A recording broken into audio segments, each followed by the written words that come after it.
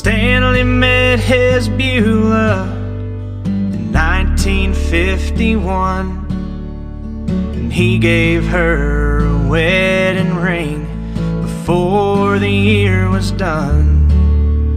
She tended to the garden, and he worked down at the mill with a Polaroid of her in the bottom of his lunch pail. He'd get home in the evenings and walk right around back to her little piece of Eden tucked behind their little shack. They'd curl up by the fire until the midnight hour, her humming softly as he picked the wildwood flower. He'd carry her to bed and lay down right beside her. She'd find her way into his arms and whisper, "Hold me tighter."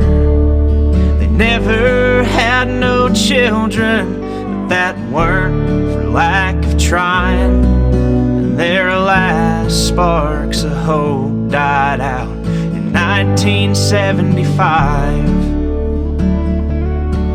She worried that he'd hate her. The thought never crossed his mind. He was there to wipe away the tears and hold her every night. She'd still tend to the garden, now he managed that old mill. Stanley loved his Beulah, and they were doing well. Wells don't last forever, theirs was running dry. The good Lord took his Beulah home in 1989. He was with her when she passed, and as the light got brighter, he thought he heard her whisper, "Stanley, hold me tighter." He never loved another, bless his soul, he never tried.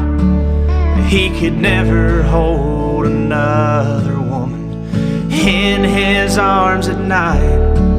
But their bed felt cold and empty, and the fire half as warm. And his bluegrass tunes didn't sound as pretty with just him playing chords.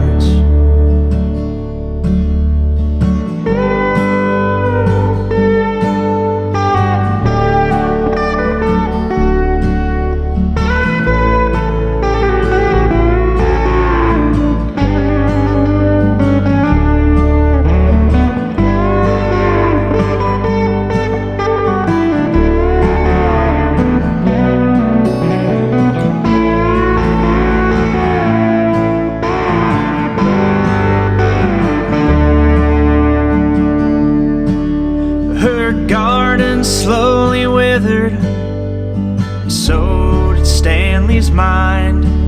He'd ask all of his nurses about Beulah all the time. He'd talk about her brown eyes and the freckles on her arm. They all hated to tell him that she had done passed on. He'd talk about their children that he had never met, and say, "When I get to heaven, I'll see them all, I bet." But eventually he quit talking, just laid there in their bed, and clasped around a photograph of the day they wed.